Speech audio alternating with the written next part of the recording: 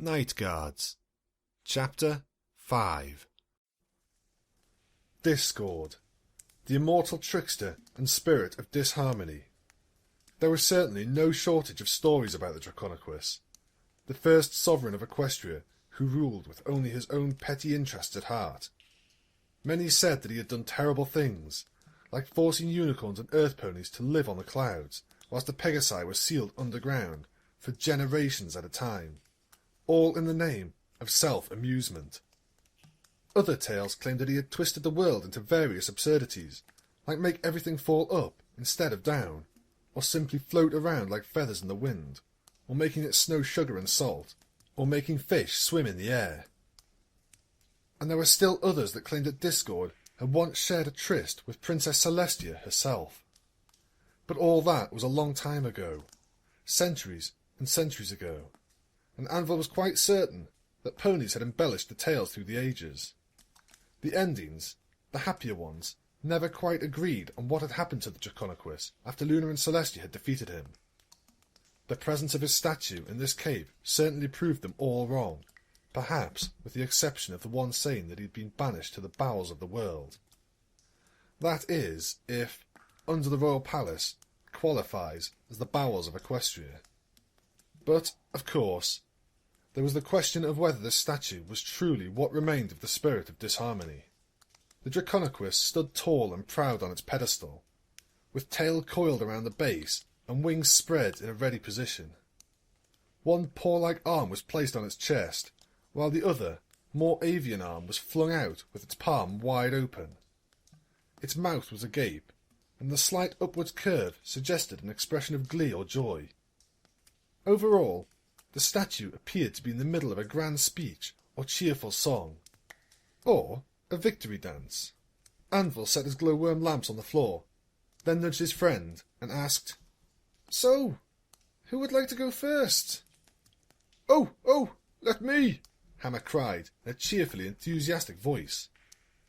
Anvil almost choked on his gasp when he heard that.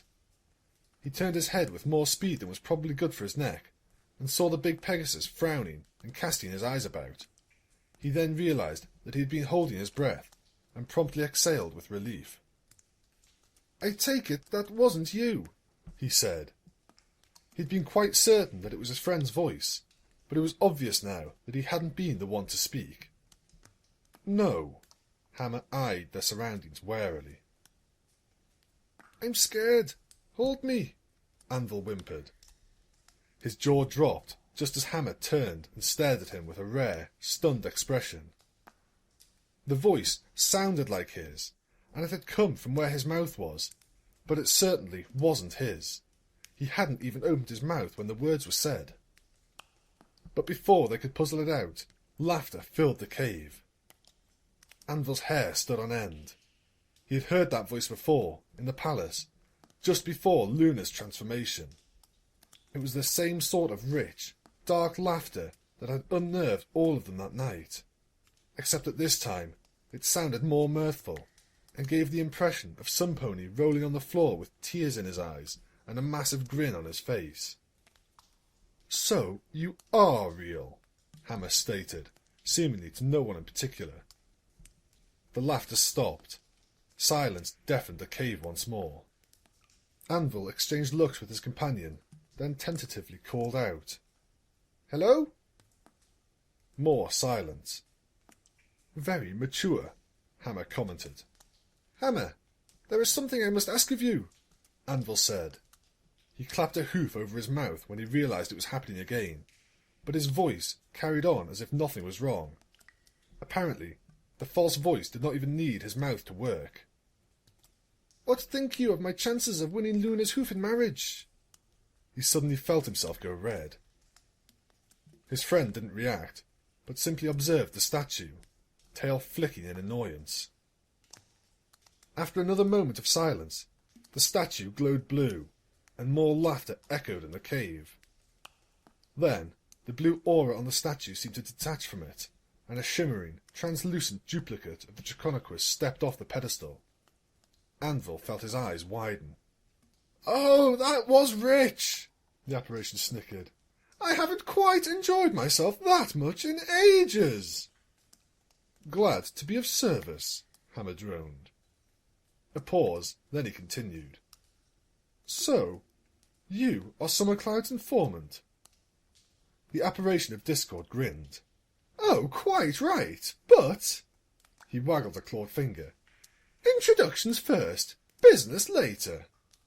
It's been such a long time since I have had the pleasure of intelligent conversation. Well, mostly, if you don't count that unicorn. Too boring. Too academic for my taste. He bowed, and with a flourish of one arm added, I'm Discord, but you already know that, so I shall skip the part where I inform you that you are my guests and are most welcome to stay for as long as you like. Save your breath. Summer claimed that you know where the elements are, so name your price and be done with it. Discord raised an eyebrow at him, then chuckled. Ah, Hammer, ever the strong, silent guardian. You're no simpleton, that much I have seen. Slow to speak, but rarely a word wasted when you do. Well, so be it. My price for assisting you is simple. Company and idle chatter. I think you should be able to provide that quite nicely. Once I am sufficiently entertained, I shall impart my knowledge to you. He paused and stroked his beard thoughtfully, then asked, Ham? Can I call you Ham? It's such an endearing name.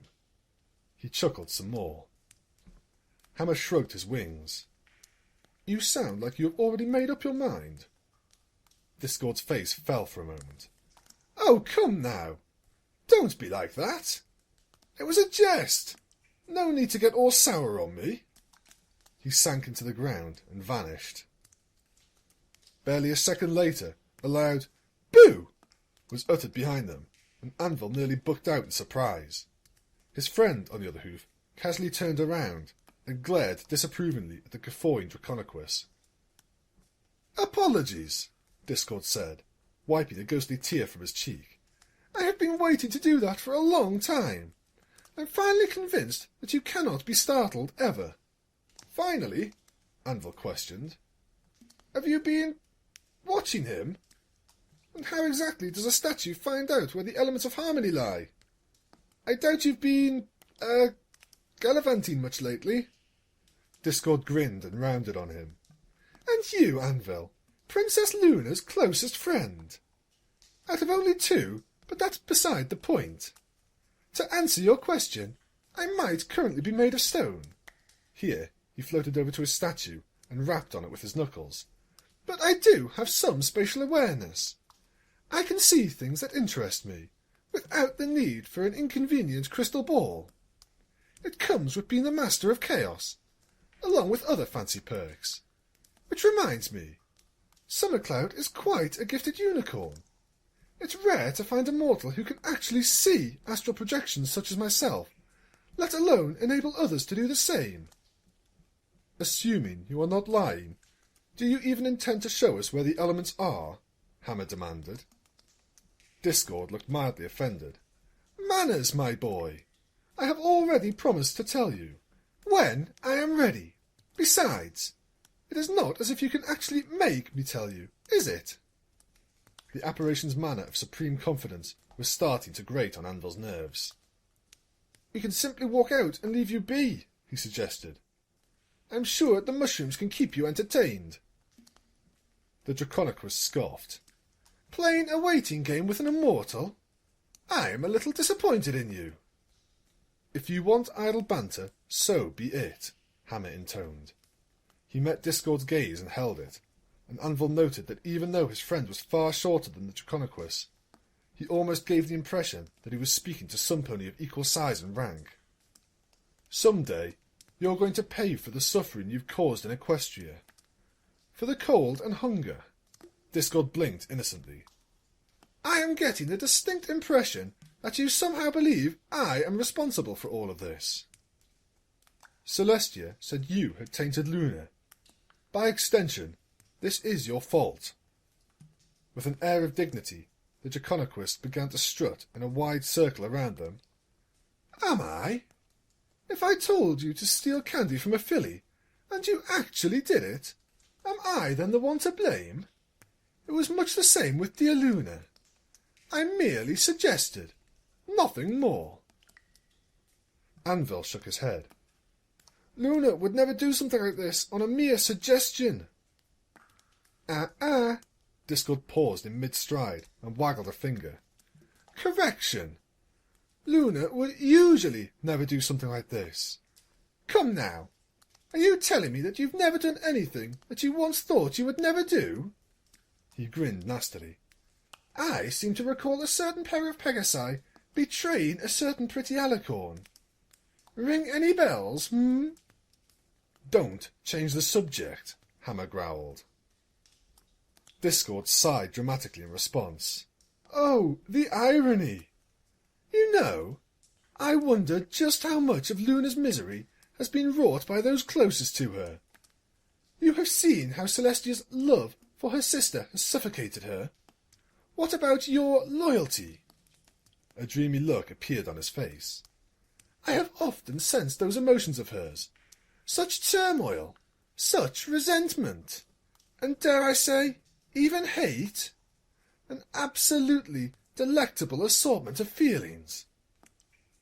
Anvil could find no appropriate answer to that, and so he simply settled for broody silence. Hammer was just mute. The statue did have a point. If they hadn't sided with Luna, might things have turned out very differently? If they hadn't opposed the Loyalists every step of the way, could they have managed to storm the palace and somehow free Princess Celestia? But then, if that had happened, Luna might only have been provoked to more extreme measures, and things could have gone in either direction from there on. Well, don't speak all at once, Discord groused. He kicked back into an invisible chair, folded his arms behind his head, and crossed his legs. Come now! Where's your spontaneity? Don't be afraid to speak your mind. Thought without speech is so terribly dull. Show a little spirit. Anvil rolled his eyes. Whose side are you really on? Me? I am on no pony's side.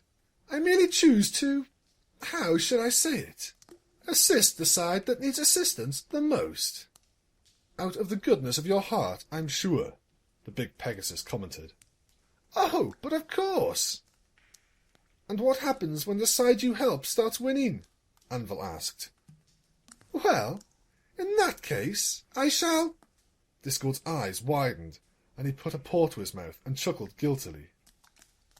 Oh, you're a sharp one, aren't you? Well, let me put it this way. You may count on my assistance only for as long as you need it. He winked. Hammer shook his head. Has any pony told you that you need a good book to the face? Oh, I have been told that many times, by ponies and non-ponies alike. I have yet to receive one, though. I can offer you one right now. I would be happy to contribute as well, Anvil piped up. You know not what you are missing.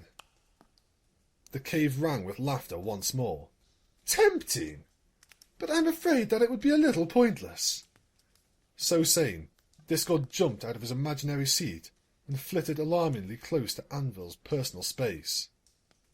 Before he could react, the Draconequus had already reached out and thrust a paw into his chest. He didn't feel a thing, though, and as the paw was withdrawn, he could see that no harm had been done. His chest was whole, and so was the translucent paw being waved in front of him. You see, Discord resumed, I am beyond the reach of physical pain, and I doubt that hitting my dirty old statue would give you as much satisfaction. I'm easy to please, Hammer replied. Another chuckle. You know, I like you, and that is why I am going to help you get Luna back. It will be most interesting to see how this turns out. He then rubbed his paws together and grinned. Well, let's not waste any more time, shall we? If you want to find the elements of harmony, there is this old place. Anvil listened intently as Discord provided them with directions. The place he described was well north of Everfree, beyond the mountains, and possibly the reach of summer's warmth as well. His knowledge of Equestria's northern border was rather sketchy, but as far as he knew, no ponies had lived there for a long, long time. "And there you have it," the Draconequus concluded. "Is that all?" Hammer asked. "Actually, not quite. There is one other matter that needs attention. The place is sealed, and only the right kind of magic will open it."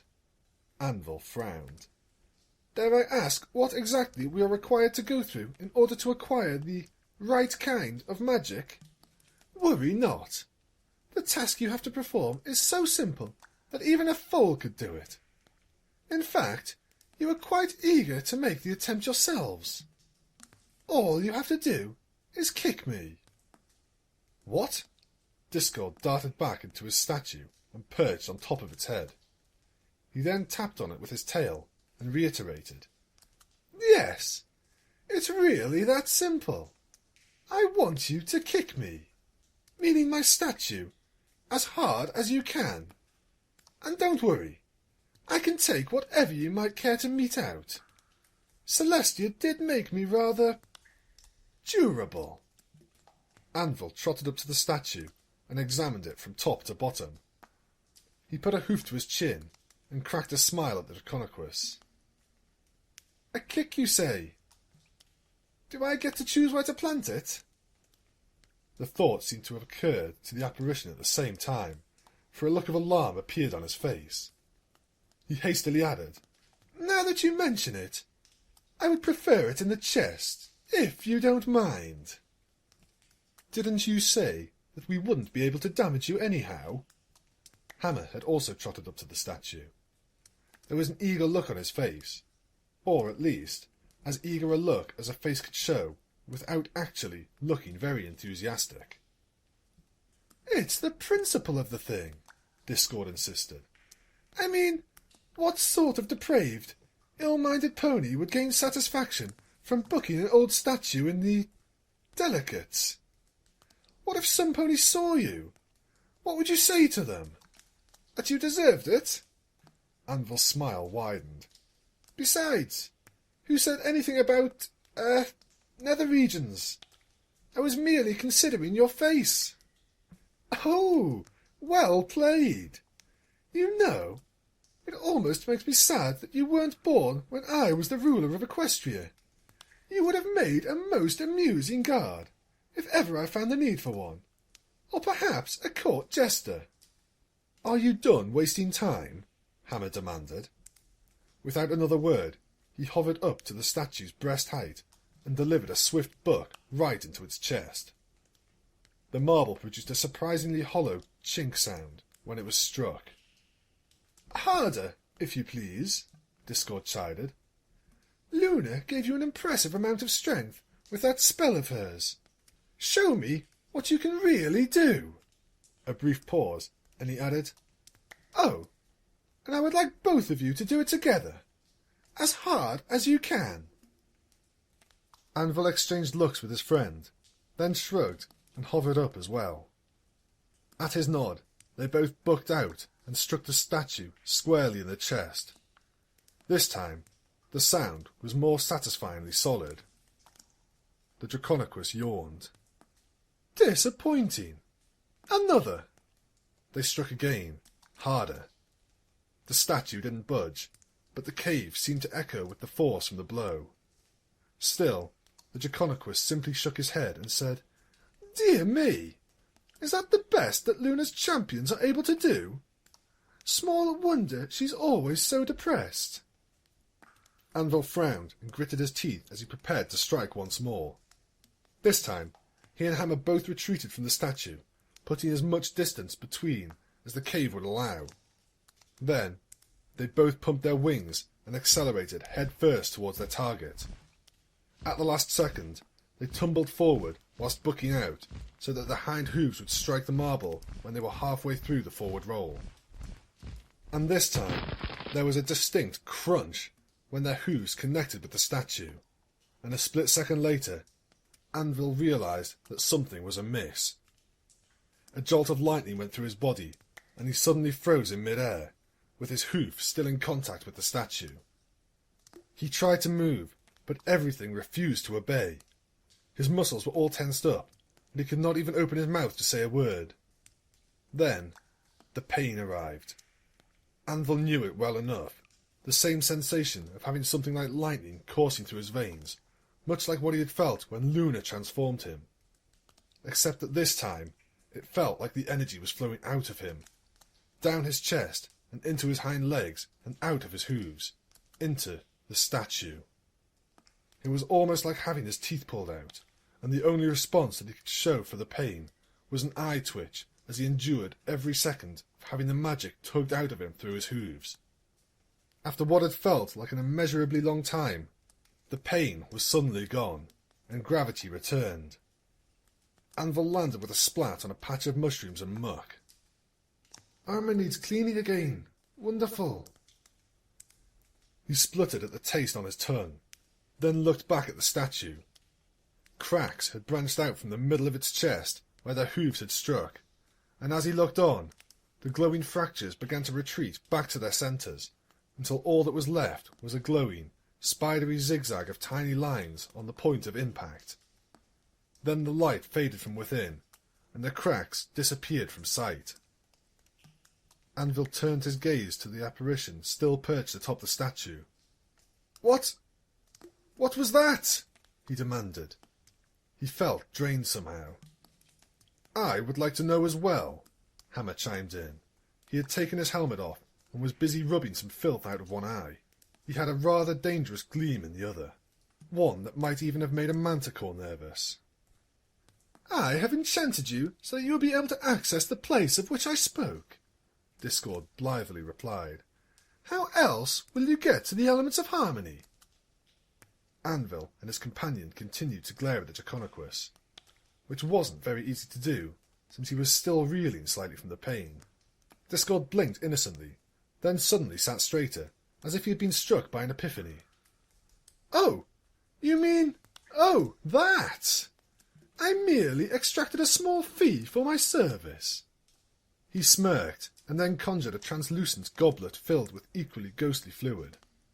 The Draconequus took a sip of its contents, then dreamily added, "Nightmare Moon has very interesting magic, I must say. The flavour is most exotic, distant and dark, but also intricate and powerful. The enchantments she put on you were exceptional. I doubt I could have done better myself." A thought occurred to Anvil, and he hastily examined his body. Ashen grey coat, midnight blue hair, dragon-like wings. He glanced at Hammer, and noted that his eyes were also still yellow and with slit pupils. "Still the same, but—" "You stole some of her magic," he accused. "Stole is such a strong word." Discord fiddled with his talons, as if he had just used them to tune some unseen musical instrument. "Especially since it was my influence that helped her gain such power to begin with." Hammer shook his head. "So you are responsible for this mess after all." The Draconequus raised an objecting finger, opened his mouth, then snapped it shut once more. Then he grinned sheepishly. "Oops! Didn't quite mean to say it that way." The grin faded and was replaced by a conspiratorial smile. "But come now. Time is short, and I believe you have a quest to embark upon. The elements await." With a fancy flourish, he tossed his goblet over his shoulder, and it promptly exploded into a mushroom-shaped cloud of blue sparks and smoke. "You go to great lengths to undo the trouble you have caused, without actually doing anything," Anvil muttered. "If what I've heard is true, Luna still bears your taint. Why don't you just remove it?" Discord hopped off his perch and stood on his hind legs, spread apart on the floor, and waved both of them away with wide sweeps of his forelimbs, grumbling. "Fine. I'll do all the work for you, lazy colts. Stand back." Anvil and Hammer retreated from the Draconequus, and he began to gesture slowly and elaborately, as if he was painting invisible runes with his fingers, all the while with an intense look of concentration on his grizzled features. He then held his pose, and a few seconds of silence passed, but nothing seemed to be happening. Then, Discord suddenly adopted a more relaxed stance, along with half-lidded eyes and a condescending frown. "Oh, look at that! It didn't work! I'm a statue! An obscenely handsome one at that, but still a statue! Come back in the next 1,000 years or so." "Point taken," Anvil grudgingly conceded, and they both unceremoniously made their way back out of the cave. He was getting rather weary of verbally sparring with the Draconequus, and so had little desire to give him anything that remotely resembled a farewell. Also, there was the looming prospect of going behind Luna's back in order to find the elements, against her wishes. It left a heavy feeling of dread in his belly.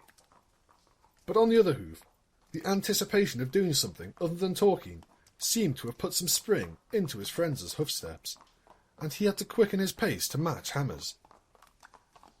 As they neared the exit, the Draconequus's parting words rang out.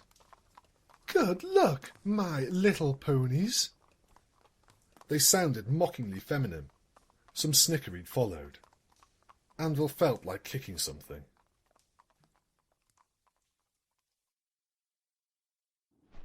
Taking a dip in the river to clean his armour and coat proved to be a little more costly than Anvil had expected. There was frost on the leading edge of his wings, and one disadvantage of the dragon-like appendages was that he could feel the cold with them.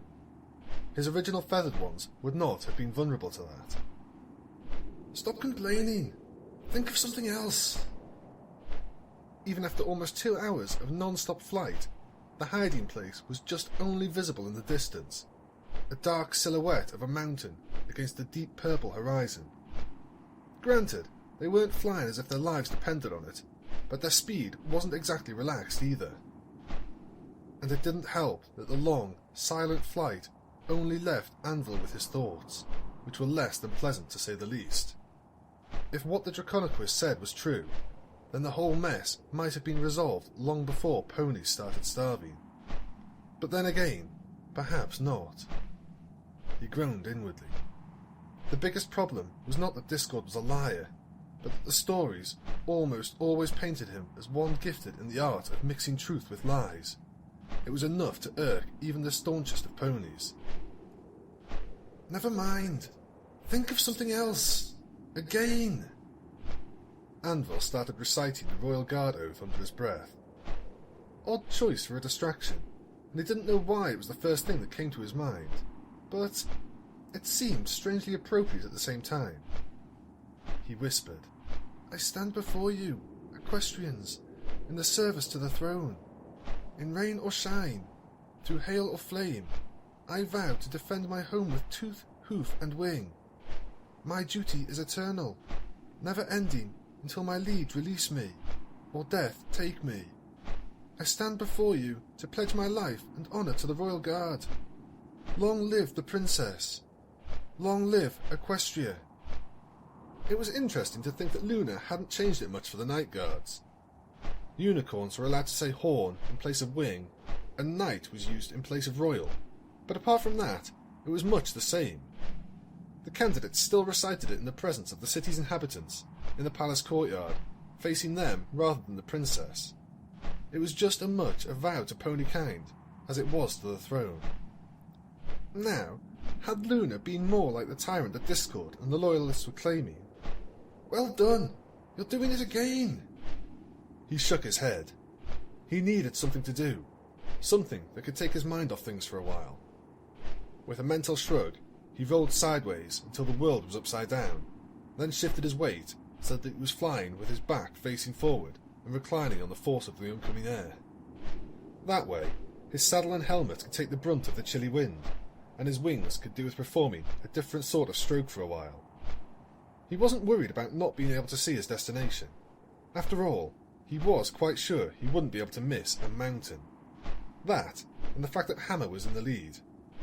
Besides, his newly adopted position allowed him to look up at the starry sky without getting a cramp in his neck.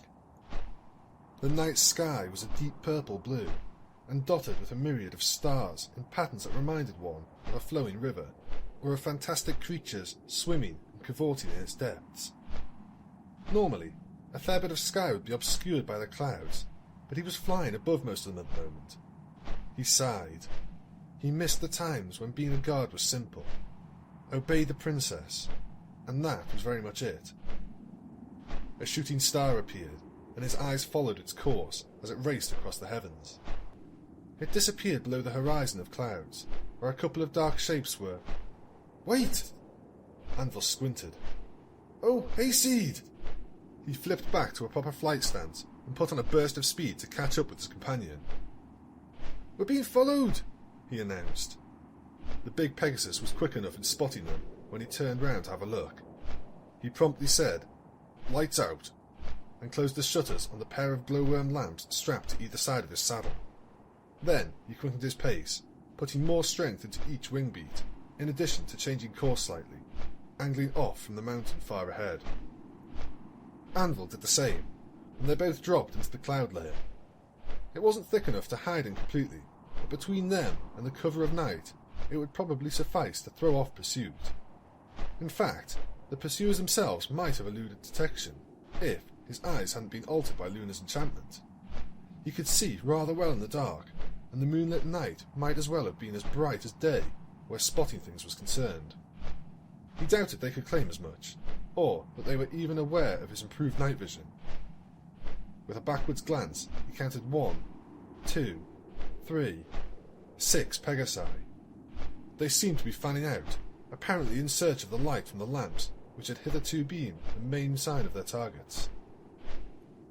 After a while, his periodical searches of the sky behind told him that the pursuers had lost track of them. Perhaps they had decided to simply fly straight to the mountain, instead of angling off as Hammer and he had, since it had been quite plain that that was the direction in which they had been heading. That in itself wasn't too troubling. It was a big mountain, with plenty of room to get lost in. With that matter out of the way, Anvil relayed the news to his friend, who settled back into a less urgent pace when he had confirmed that there was no sign of any more followers.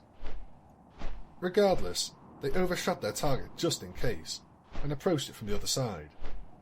Truth be told, it was more of a mountain range than a lone one, and its highest peak easily cleared the dark clouds hanging over them, with its snowy slopes reflecting a faint blue in the moonlight. Dark, skeletal pines grew in the crags that were more sheltered from the bite of the wind. The place of interest to them was a gap nestled in the foot of one of the peaks, on a slope that was distinctly less steep than its neighbours. It was almost like a balcony of sorts. As they dropped down into the gap, the full force of the wind became apparent, or rather, the full force of what the wind was carrying. From a height, the wind was merely wind, cold and strong, but just wind. Lower down, it was carrying snow, which was far more effective at biting through their hide, especially if it got between the gaps in his armour and melted and soaked into his coat. When they had landed, his hooves sunk into the snow, right up to his knees. Hammer simply ploughed right on and carved a path through the white stuff, further into the gap. Anvil, on the other hoof, instantly took to the air again and hovered after his friend. The snow was less thick once they were properly inside the gap, and Anvil gladly dropped out of the air and plodded along. Gnarly, half-dead evergreen shrubs grew on either side of the gap, which at this point was about as wide as maybe 15 ponies standing side by side.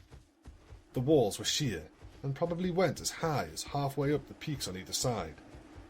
The wind howled down at them from above, as if frustrated that they were now beyond its reach. Anvil ignored it and trotted after his friend. As they went deeper, the light from the night sky lessened, until even their eyes were unable to make things out clearly without the aid of their lamps, which they soon opened once more. And it was at that point that Anvil realised that the amount of snow and frost was increasing. If his ears were hearing things right, there was no opening nearby that would be letting in more wind and snow, and it clearly wasn't ice, so dripping water from somewhere above could not have been the cause.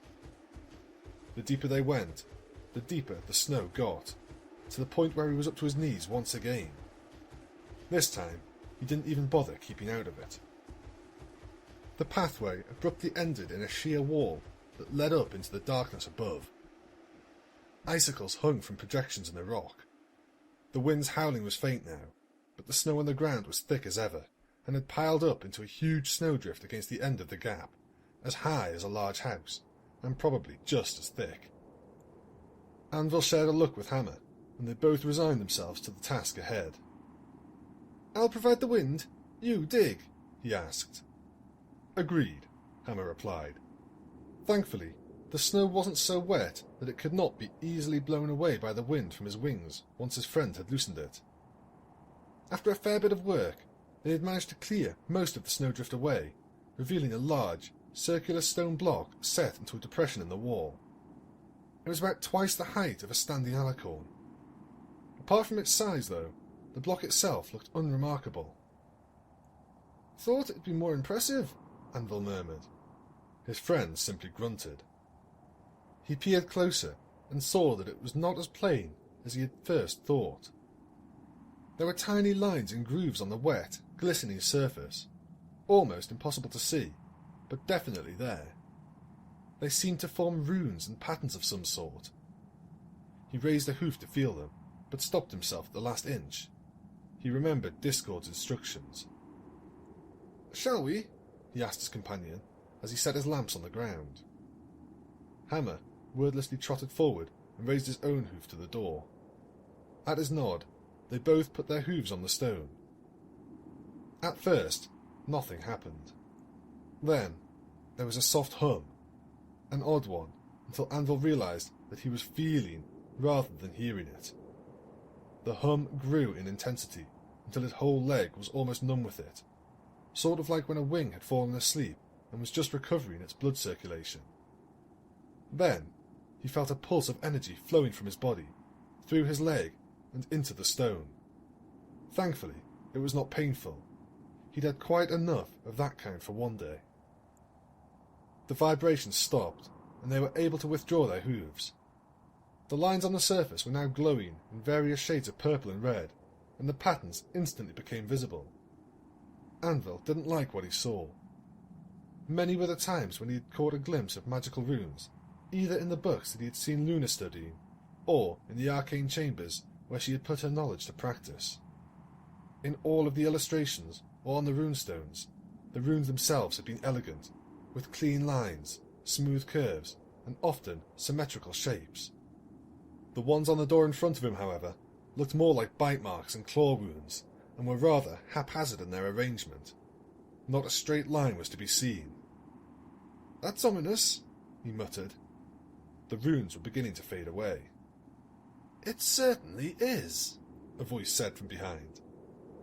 Anvil whirled around and immediately tensed up. Hazelhawk!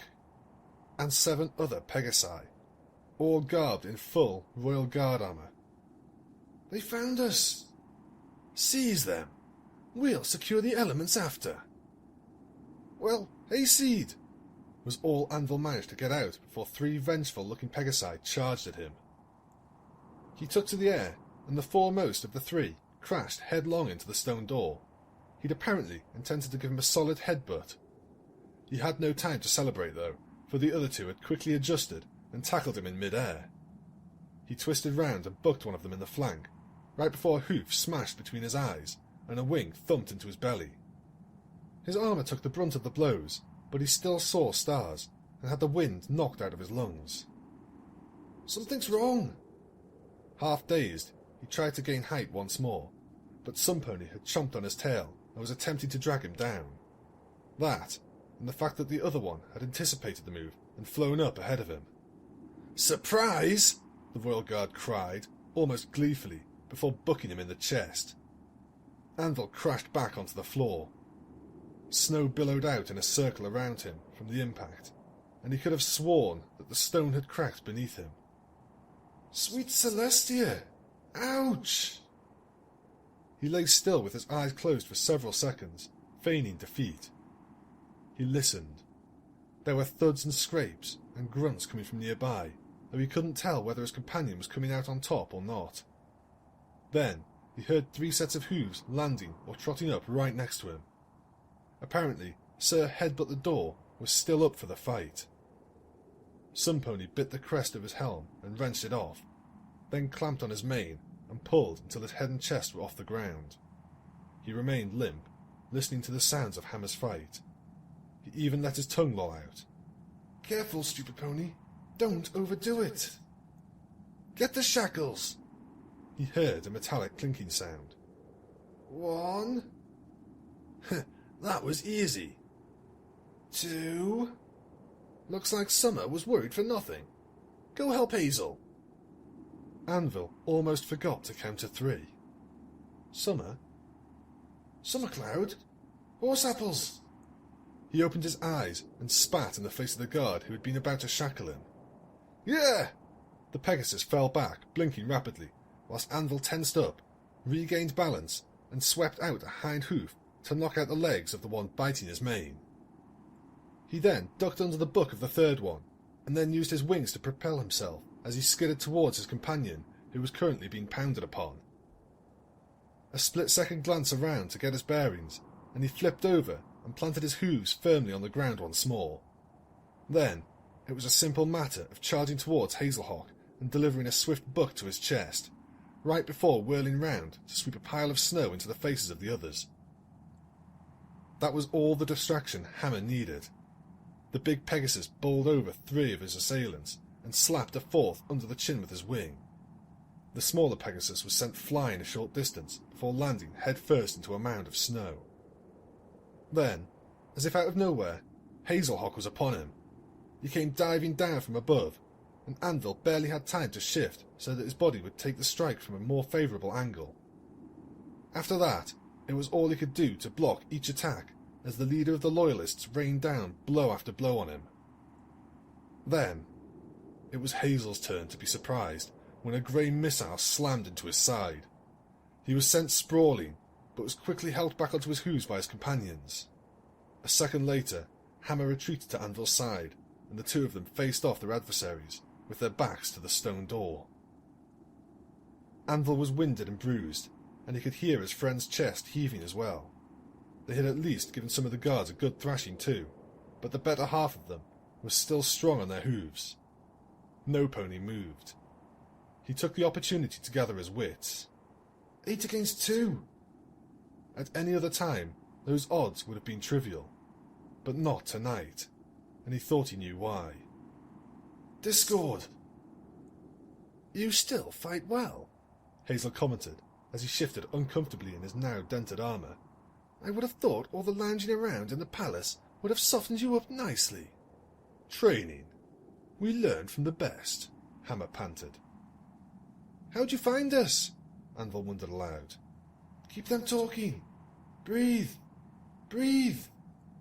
It is disturbing to think that we couldn't elude you under the cloud cover at night." Hazel smiled. "Tracking spell. Courtesy of Celestia's apprentice. Horse apples." Summer Cloud knew about Discord, and he was the one who had stolen some of Luna's magic. They were weaker now, and the Loyalists knew it. He recalled the behaviour of the prisoners in the dungeon. They had known. They had been waiting. "You're staging a coup of your own," Hammer concluded. "We learn from the best. Things just keep improving, don't they?"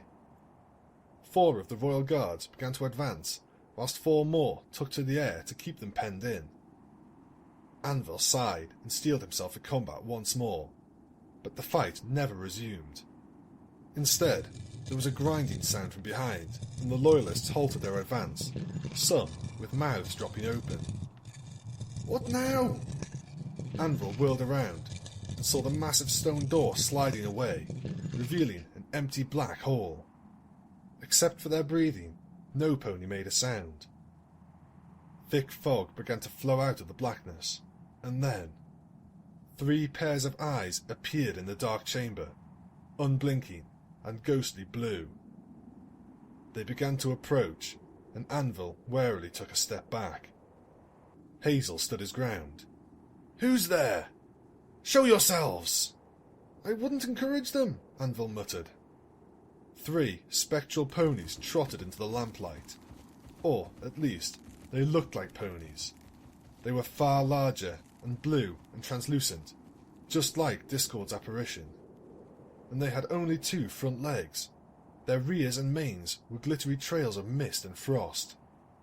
Their bodies also made a faint, brittle crackling sound, like the kind that ice made when it was exposed to warmth, or when water was freezing over. "Stars above! Wendigos!" one of the loyalists breathed. There was a collective gasp from some of the others. Anvil racked his brain. No pony had seen one of those in centuries. "Stay back," Hazel warned. "This is Royal Guard business. Let us carry out our duties, and we will leave you be." "Oh yes, they look like the sort to acknowledge royal authority. Really? Anvil, just shut up!" Hazel cut him off. One of the Wendigos snorted out a cloud of frosty air. Then 2 of the spirits let loose unearthly shrieks and bolted past them, ignoring their cries of alarm, and surged through the gap and into the night beyond. They left a trail of frigid air and billowing snow in their wake. "Pony feathers!" some ponies swore. The temperature had dropped tremendously. Shivering, Anvil and the others turned back to face the remaining winter spirit. It regarded them with indifferent eyes, giving no indication as to whether it wished them well or ill. It drew breath, seemingly in preparation to speak, and Anvil heard the others holding theirs as well. The blast was so sudden that he didn't even have time to close his eyes. It just came, a roaring wind, and was so cold that it burned. He could feel it even through his coat and armour. He tried to raise a hoof to shield his face, but his foreleg encountered unexpectedly heavy resistance, moving with all the speed and grace of a snail. It stopped halfway up to his chest. "What in the world?" Everything was muted somehow, and the world was blurry, as if he was looking through a badly clouded-up glass window. He saw the distorted form of the Wendigo shoot past him, but he couldn't turn to follow its movements. "Oh, Hayseed!"